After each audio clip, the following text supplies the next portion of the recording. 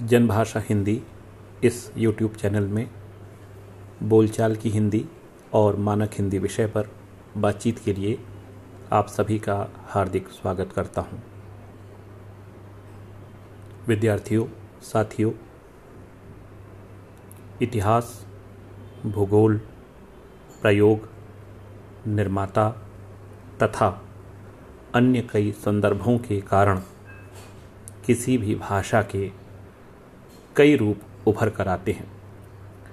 बार बार इस बात का उल्लेख करना और बार बार इस बात को याद रखे जाने की ज़रूरत है कि हिंदी भाषा की जो प्रकृति है वह बहुवचनात्मक है, प्लूरल है। यही कारण है कि हिंदी के कई रूप विकसित होते हुए हमें दिखाई देते हैं।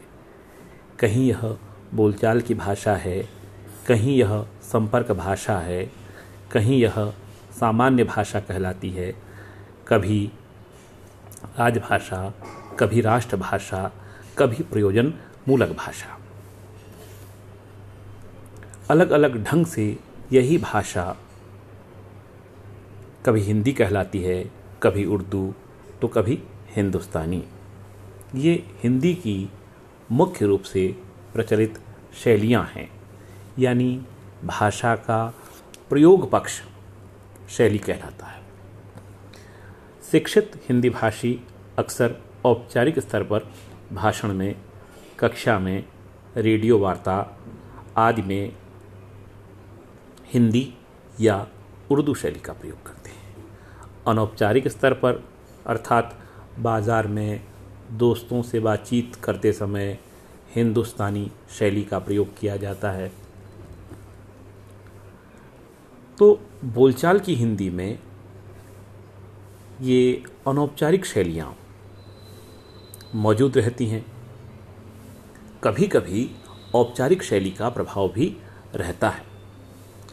बोलचाल की हिंदी में सरल शब्द, ऐसे शब्द जो बहुत बड़े स्तर पर, बहुत बड़े समुदाय में, समाज में प्रचलित हों, उनका प्रयोग होता है।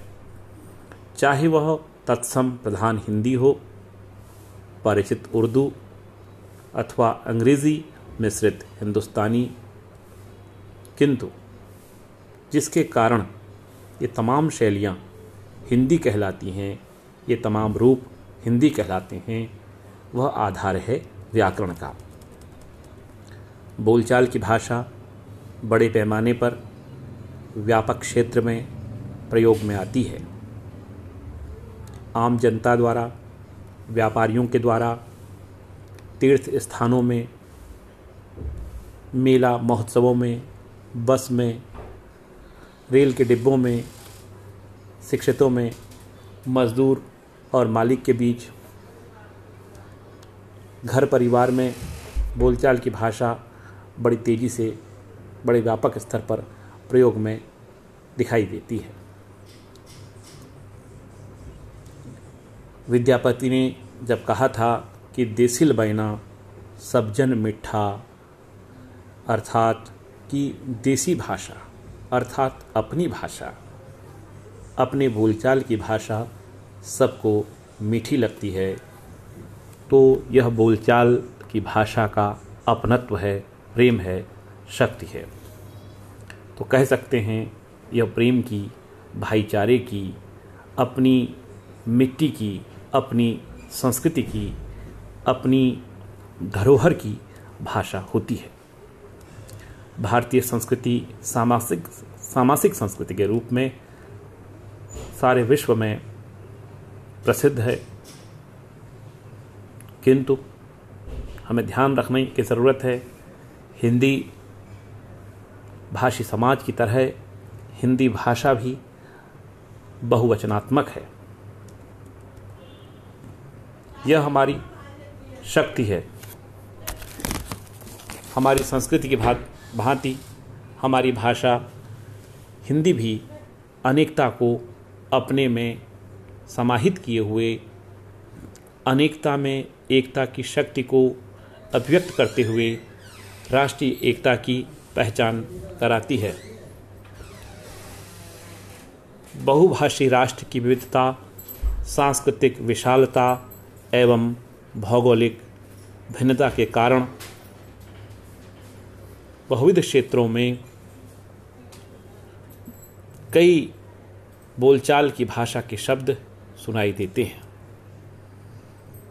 जैसे जब हम फणीश्वर नाथ रेणु हिंदी के बड़े कथाकार की रचना मेला आंचल पढ़ते हैं तो उसमें उनकी स्थानीय बोली मैथिली के शब्दों, उनकी लय का प्रयोग देखते हैं। इसी तरह जब हम मनोहर श्याम जोशी जी को पढ़ते हैं, उनकी रचनाओं में, उनके उपन्यासों में हम कुमाऊनी बोली की संस्कृति को देख सकते हैं। संसार की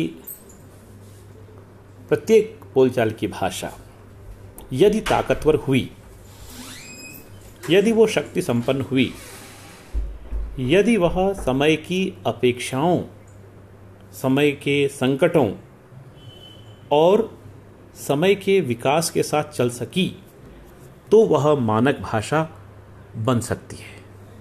प्रत्येक भाषा बन सकती है, किंतु उसे इन सारी शक्तियों से अपने आप को संपन्न करना होगा। यदि वह अपने आप को जीवित नहीं रख पाती, अपना प्रयोग क्षेत्र बढ़ा नहीं पाती, अपने प्रयोगकर्ताओं को संपन्नता का एहसास नहीं करा सकती, तो वह मानक भाषा नहीं बन सकती। मौखिक प्रयोग के कारण कहीं शुद्धता भले ही न हो, पर बोधगम्यता और उसकी अभिव्यक्ति में हिंदी बहुत आगे है। जो भाषा जितनी संप्रेषणीय है वही उतनी समर्थ है, यानी जिसमें कम्युनिकेशन संभव हो, यानी जिसमें कही गई बात दूसरों तक पहुंचे। इस संप्रेषणीयता के बिना भाषा की उपयोगिता नहीं रह जाती।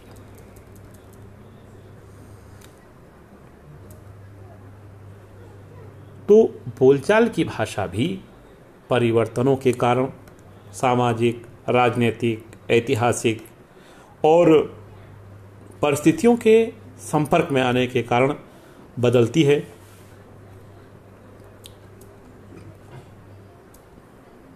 और कई बार उसके रूप बहुत अधिक परिवर्तित भी होते हैं। जैसा कि अभी हमने कहा कि बोलचाल की भाषा यदि शक्ति संपन्न हो जाए, उसका लिखित रूप विकसित हो जाए, वह ज्ञान विज्ञान की, शिक्षा की भाषा बन जाए, फिर अगला सवाल जो पैदा होता है उसमें उसके मानक रूप के स्थिर करने का। यह मानक भाषा क्या होती है, इन्हें किन किन नामों से जाना जाता है, इनकी क्या खूबियाँ होती हैं, आइए इस पर हम बातचीत करते हैं। मानक भाषा को कई नामों से पुकारा जाता है। इसे परिनिष्ठित भाषा, साधु भाषा, कंडीशन्ड भाषा, स्टैंडर्ड लैंग्वेज, सुधरी हुई भाषा, शुद्ध भाषा कहा जा सकता है, कहा जाता है। मानक का सीधा सीधा अर्थ होता है कि जब किसी भाषा के व्यवहार के कारण उसके कई रूप प्रचलित हो जाते हैं, तो उनमें से किस रूप को स्वीकार किया जाए और किस रूप को अस्वीकार किया जाए। तो मानक भाषा ऐसी भाषा है जो एक निश्चित व्यवस्था के अनुसार, निश्चित अनुशासन के अनुसार प्रयोग में आती है। रामचंद्र शुक्ल ने जब बात कही थी कि हिंदी भी एक भाषा है पर आते आते आती है, तो हम कह सकते हैं कि बहुत संभव है समाज के बीच में रहते रहते व्यक्ति बोलचाल की भाषा सीख ले, किंतु मानक भाषा और भाषा की अनेक जो प्रयुक्तियां हैं उसके लिए प्रत्येक व्यक्ति को साधना करनी होगी, सीखना होगा। मानक भाषा का अपना क्षेत्र होता है, उसका अपना व्याकरण होता है। हम जब किसी अपरिचित व्यक्ति से मिलते हैं तो उससे प्रायः मानक भाषा में ही बातचीत करते हैं। जब हम क्लास में किसी प्रश्न का उत्तर दे रहे होते हैं या बातचीत कर रहे होते हैं, सामान्य रूप से मानक भाषा का ही प्रयोग कर रहे होते हैं। पत्र व्यवहार में मानक भाषा लिखते पढ़ते हैं। मीडिया में, समाचार पत्रों में, जो मीडिया का ही एक रूप है, मानक भाषा का व्यवहार होता है। आकाशवाणी, दूरदर्शन मानक भाषा के व्यवहार क्षेत्र कहे जा सकते हैं। प्रशासन में जितना भी कामकाज होता है, उस कामकाज की जो भाषा होती है वो मानक होती है। अनुशासन में, व्यवस्था में, एक ढांचे में, एक प्रोटोकॉल में बंधी होती है। विद्यार्थियों, कहने का तात्पर्य यह कि मानक भाषा सीखनी होती है। व्याकरण हम इसलिए सीखते हैं कि भाषा में से मानकता को याद रख सकें, उसको व्यवहार में ला सकें। मानक भाषा हमारे व्यापक समाज को सांस्कृतिक स्तर पर आपस में जोड़ती है। हम इसी के माध्यम से बड़े समाज तक पहुंचते हैं। मानक भाषा हमारी बात दूसरों तक ठीक उसी रूप में पहुंचाती है जो हम कहना चाहते हैं।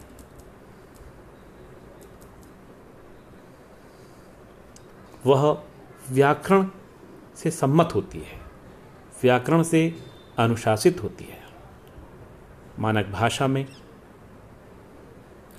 प्रयोगकर्ता, प्रयोग करने वाला जिस अर्थ को बताना चाहता है उसमें निश्चित अर्थ को अभिव्यक्त करने की क्षमता होती है। गठन और संप्रेषण की एक रूपता उसका सबसे बड़ा लक्षण कहा जा सकता है।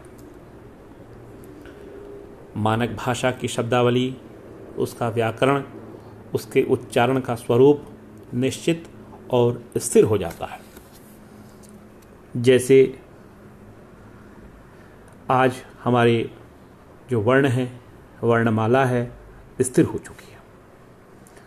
भाषा विज्ञान है, हिंदी भाषा विज्ञान हिंदी में केवल अ, आ आदि स्वरों की ही गणना नहीं करता, बल्कि अंग्रेज़ी के प्रभाव से आई हुई डॉक्टर, हॉल आदि शब्दों में जो ध्वनि, जो अ और आ के बीच की सी ध्वनि है, उसका प्रयोग करता है।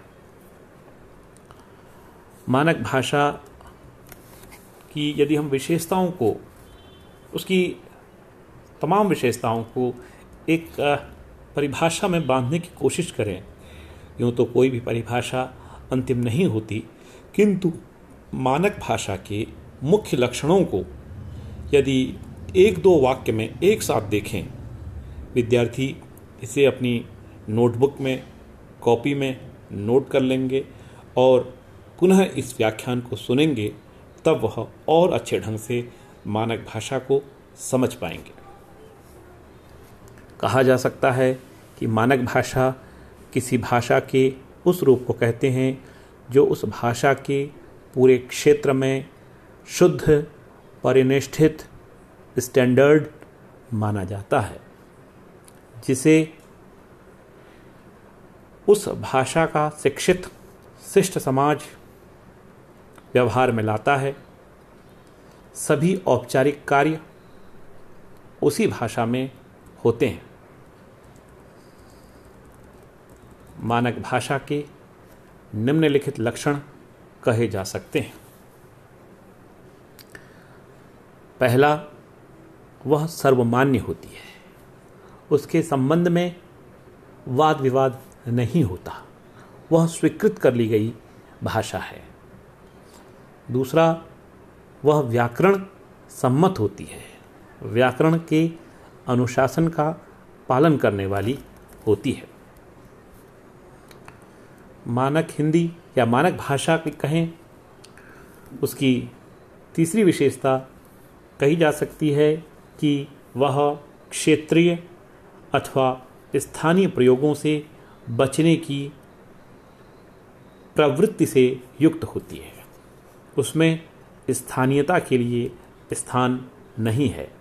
वह हमारे सांस्कृतिक, शैक्षिक, प्रशासनिक, संवैधानिक क्षेत्रों का कार्य संपादित करने में सक्षम होती है। वह सुस्पष्ट, सुनिर्धारित, सुनिश्चित होती है।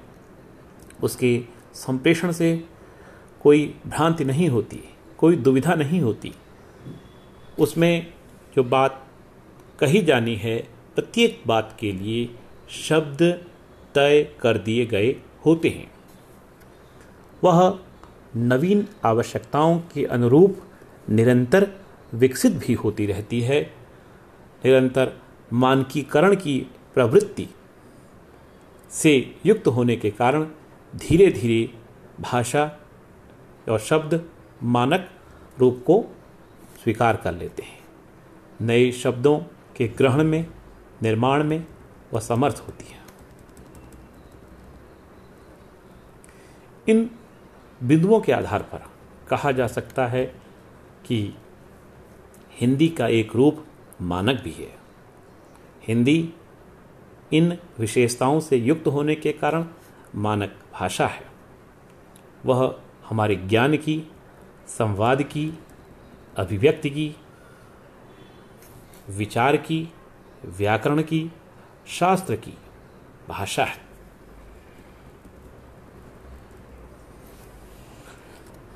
मानक हिंदी भाषा का अर्थ हिंदी भाषा के उस स्थिर रूप से है जो अपने पूरे क्षेत्र में शब्दावली और व्याकरण की दृष्टि से समरूप है।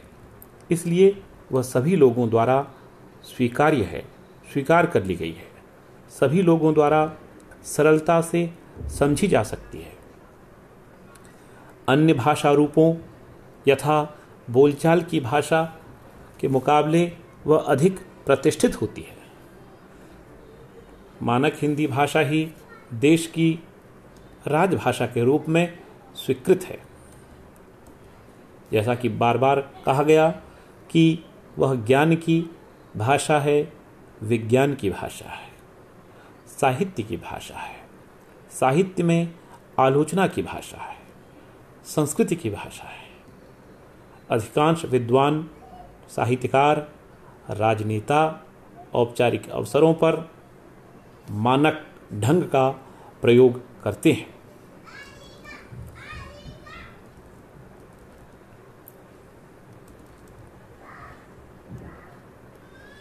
मानक हिंदी, हिंदी के विभिन्न रूपों में हमने अपने व्याख्यान के शुरुआत में ही कहा कि हिंदी को किसी एक विशेष रूप तक सीमित मान लेना, केंद्रित मान लेना सही नहीं है।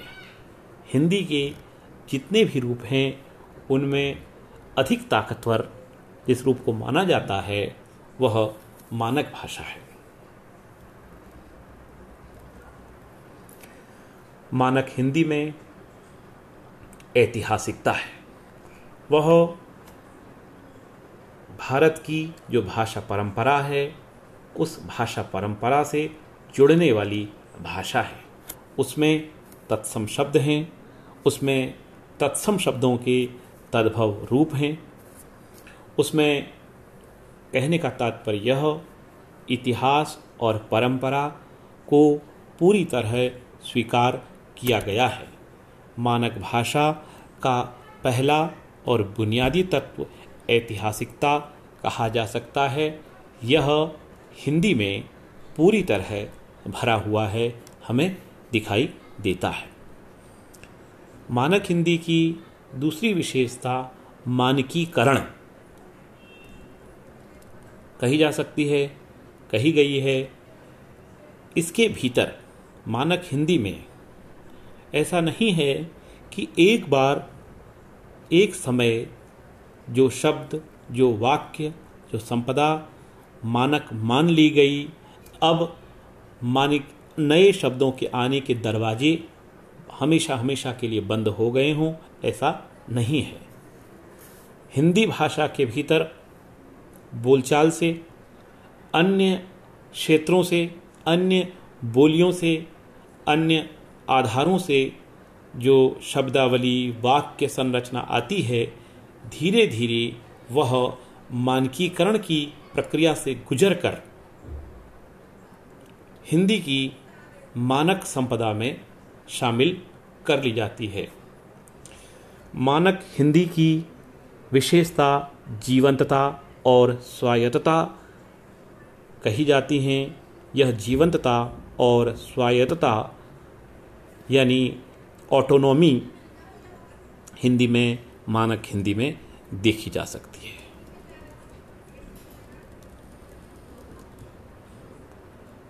धन्यवाद।